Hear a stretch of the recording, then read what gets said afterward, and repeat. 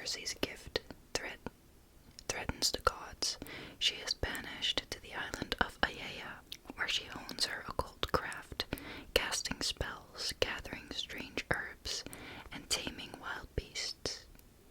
Yet a woman who stands alone cannot live in peace for long, and among her island's guests is an unexpected visitor, the mortal Odysseus, for whom Circe will risk everything. Circe's tale is a vivid epic of family rivalry, love and loss, the inextinguishable song of woman burning hot and bright in the darkness of a man's world. I love this book. I want Mandeline Miller to write 20 more books in her lifetime. That would be amazing. I'll read the review I left on Goodreads, because I think that it captures enough. Circe. Have there been other books about feminist goddesses? And I don't mean that in a way of girl boss, like feminist goddess, but literal goddess and the definition of a feminist. She turned men who did her wrong into pigs. I want to do that. Power moves. Everything about her willpower, strength, and endurance was so great and inspiring. Also, a goddess who hates her divinity was very interesting and woven into the entire novel so well.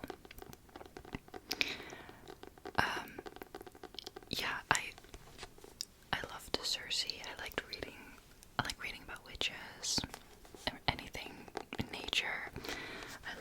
I have some quotes, I think, that I underlined. I'm not a book annotator, but here and there sometimes is a quote. Okay. It also displays Mandeline Miller's writing style very well, and it's gorgeous. It was the forest that drew my eye. It was old growth, gnarled with oaks and lindens and olive groves, shot through with spearing cypress. That's where the green scent came from, drifting up the grassy hillside. The trees shook themselves thickly in the sea winds, and birds darted through the shadows. Even now I can remember the wonder I felt. All my life had been spent in the same dim halls, or walking the same stunted shore with its threadbare woods. I was not prepared for such profusion, and I felt a sudden urge to throw myself in like a frog into a pond. I loved this. And also, she gets exiled to an island, and it tells the story of the visitors she meets and their relationships with them. So this is about Daedalus, who she meets when she visits her sister. Daedalus did not long outlive his son. His limbs turned gray and nerveless, and all his strength was transmuted into smoke. I had no right to claim him, I knew it. But in a solitary life, there are rare moments when another soul dips near you. As stars once a year brush the earth, such a constellation he was to me. And she lives a solitary life, and what I found really pretty about how she wrote this is that everyone talks, we know about immortality, but falling in love with a mortal or anything like that is heart-wrenching because you outlive them and you outlive many. And I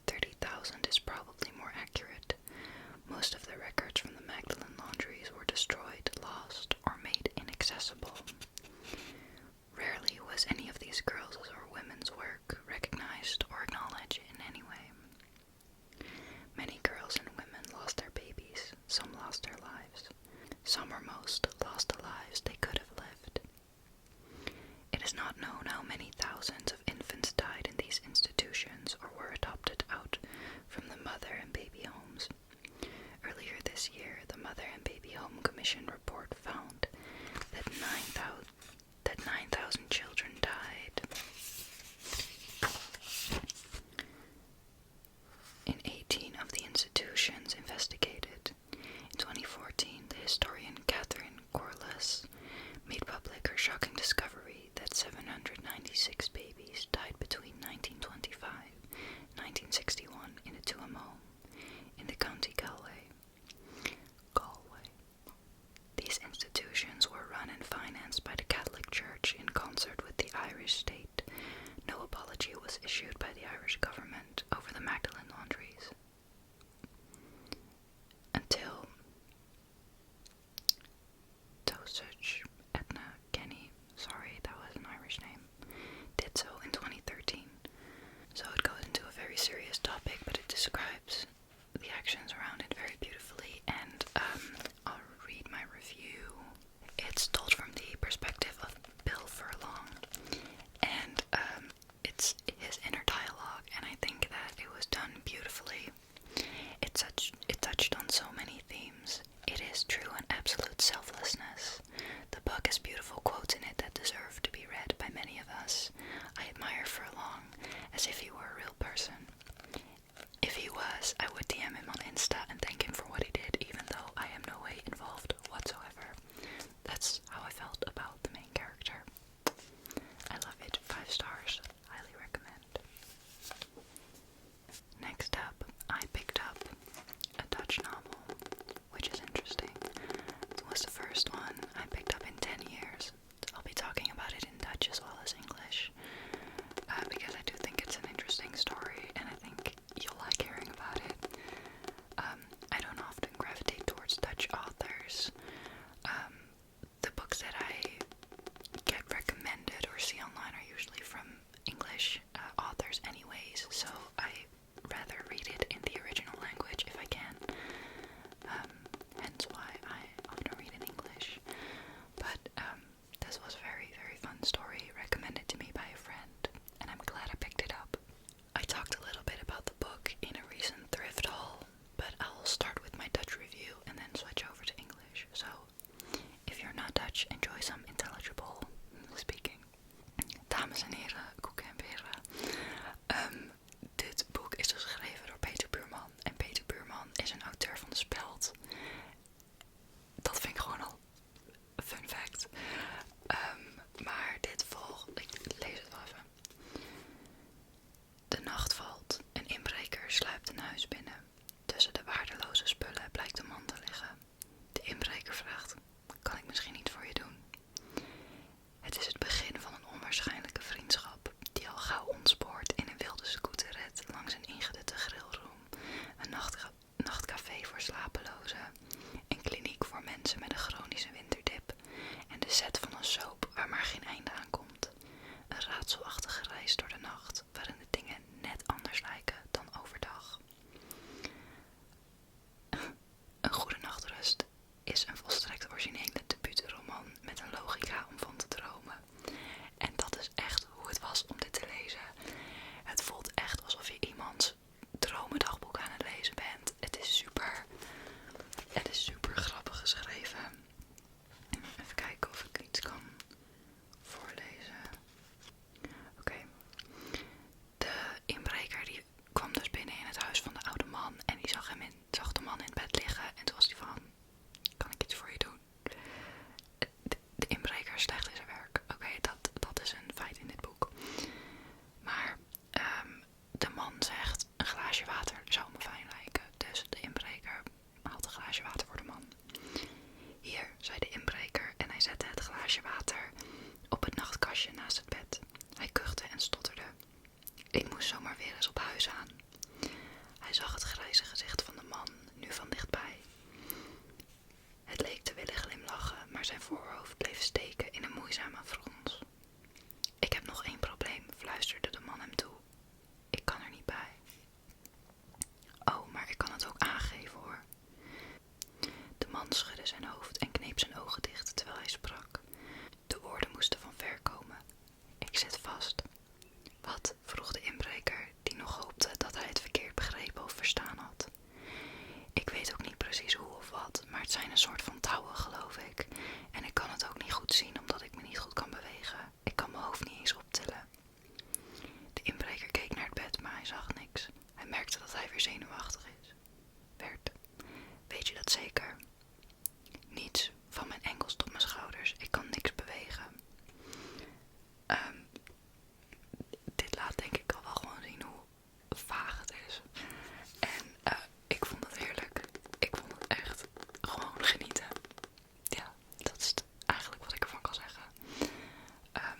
ontbinding van het boek super irritant wel.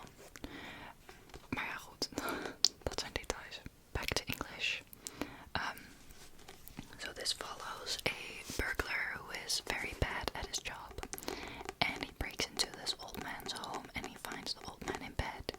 And instead of either running away, either one getting angry, the burglar goes, "Can I get you something? Can I do something for you?" And the man in bed says, "I'd love a glass of water." And the man gets him a glass of water and they go on a scooter ride adventure through the night. And the logic in this doesn't exist. It's very much, I'll read the review. The writing style was as if I was reading a friend's journal. It was very nicely detailed, very blunt, and I find this very Dutch in its writing style. There are a lot of frustrating interactions between the characters, which to me felt very much like how it goes when you're dreaming. Like you talk to someone and someone just gives a complete different answer, or they don't hear you, or stuff like that, just very strange things. So yeah, for the Dutch people, I would definitely recommend picking this up. It was a fun time.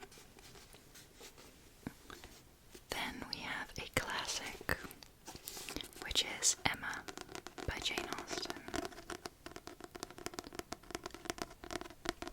And while reading this, I also listened to the audiobook.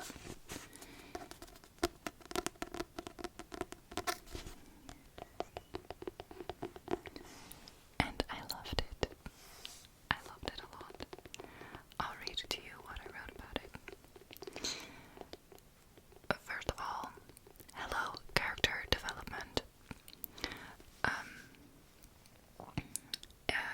Let's see, I find it hard to describe what this story is essentially about, but it follows Emma after she loses a friend.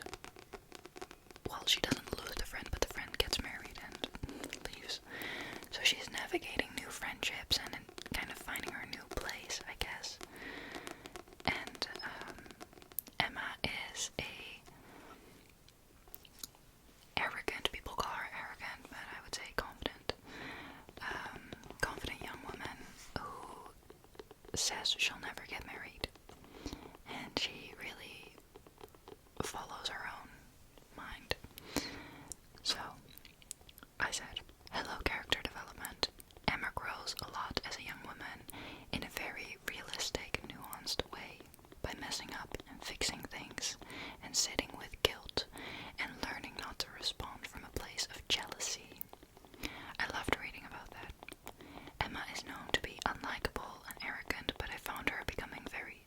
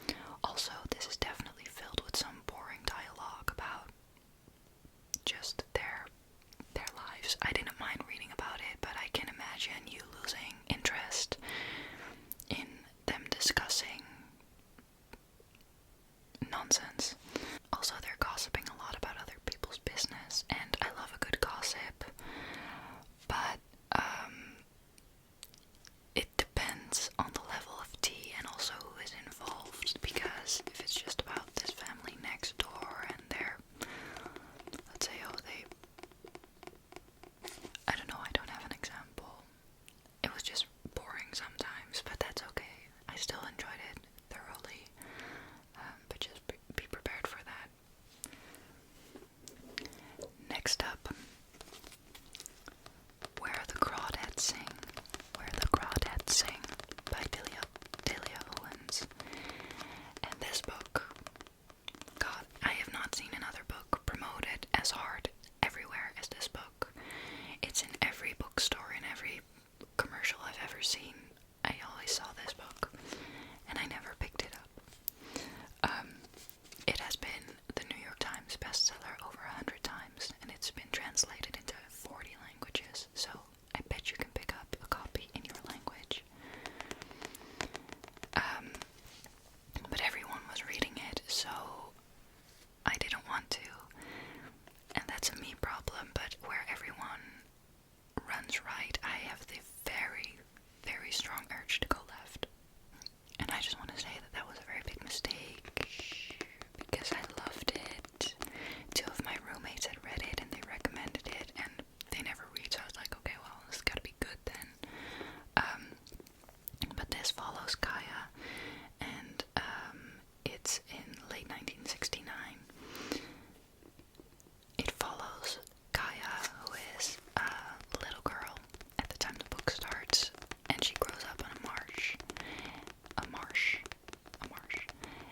and her family leaves her, and it's awful. She has a very, very rough childhood, and she's very isolated, and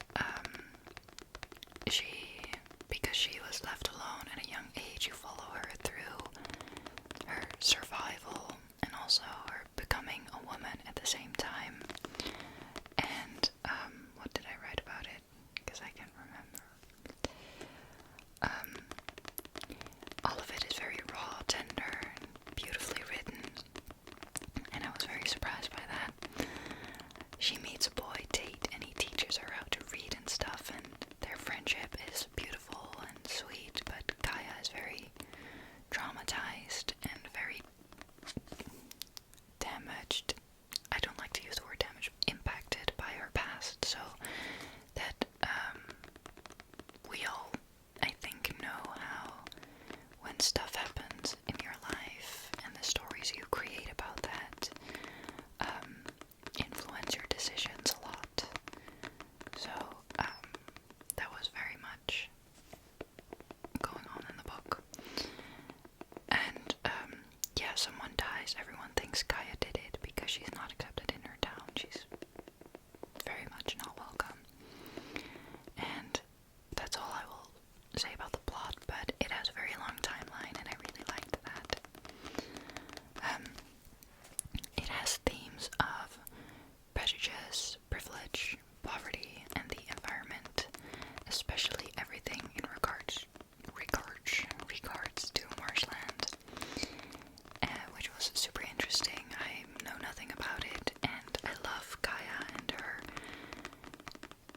intuitive way of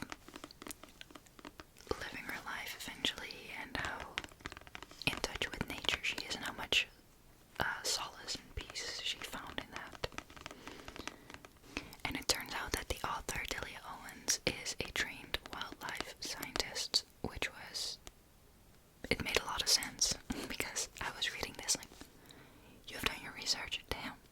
But yeah, that makes sense. So I definitely think it's worth the hype. I really, really think so. So yeah, I enjoyed it, and I recommend you pick it up. The movie, however, it's on Netflix, and I started it, but I didn't finish it. But I was really excited to see that there was a movie, because it had Daisy Edgar Jones, and I love her, and Taylor Swift wrote a song for it, which I love, and it's produced by Reese Witherspoon, who reads a lot of books, and I feel like she would have good taste to like capture the book, but I haven't finished it, so take my opinion with a bucket of salt. But I feel like it's very romanticized from the start already, while the book is very raw and felt very, how do I say this? It's not gross, but her living conditions are very unhygienic, poor, and just sketchy, you know, and you don't really see that as well in the movie, I feel like. very different experience reading the book as I did to watching parts of the film. But I do think that it's a very long story in the book, so you have to make a lot of changes to fit it into a film. And the way that they laid it out, timeline-wise, I did think that was very clever. But, yeah, I don't know if you would like the movie if you haven't read the book either. I think it's very vague if you haven't read the book and you watch the film for the first time. So, down to the final two books. I finally read Piranesi this month. I was so excited to get into this because I heard so many good things about it. Piranesi lives in the house, perhaps he always has. Then messages begin to appear. Scratched out in chalk on pavements, there is someone new in the house. But who are they and what do they want? Lost texts must be found, secrets must be uncovered. The world that Piranesi thought he knew is becoming more strange and dangerous. The beauty of the house is immeasurable, its kindness infinite.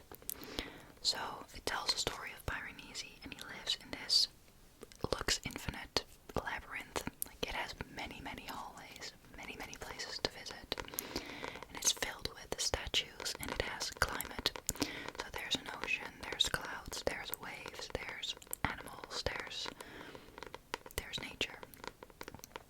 And this book follows his diary entries, basically, as he explores the place and he finds out things about his own identity and the world that he lives in. It's kind of all I can say about it, but I'll read the review from Goodreads that I wrote. This is the definition of a book that leaves you thinking. I will continue to think of this book for years to come, I feel like. It goes into so many themes, and I love the way the book ended. If I were to describe it in a sentence, it would be, is it real or not? It doesn't even matter. And if you don't know what I mean by this, that's okay, it doesn't matter. I have never read a book with this type of world building whatsoever, and this was so creative, and 5 stars I would recommend.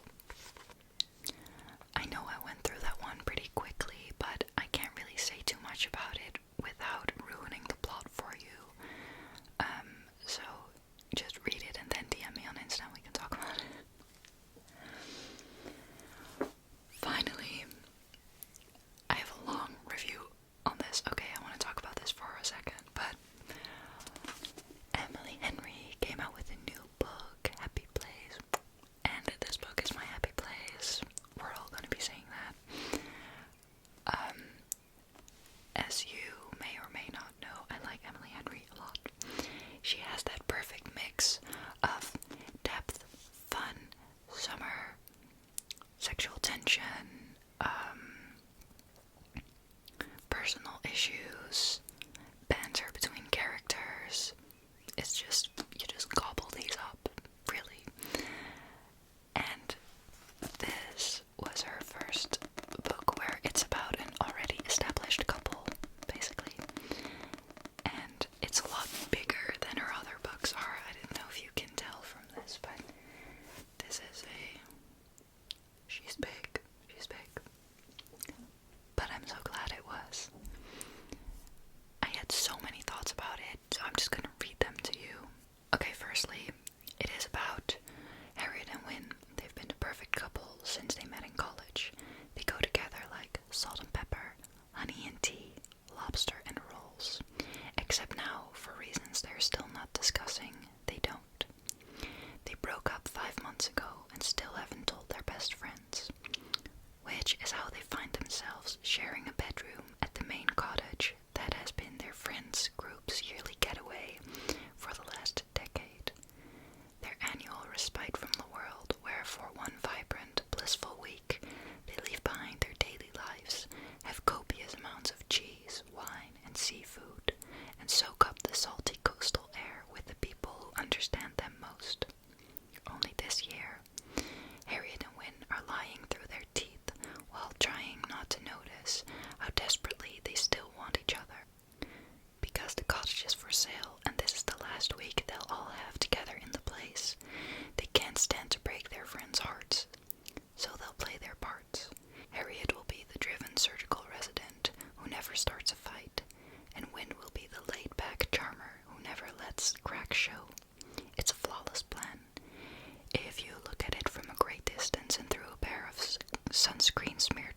glasses. After years of being in love, how hard can it be to fake it for 1 week in front of those who know you best? So they're broken up, they go to a cottage with their friends, they still want each other, but they're acting like they don't.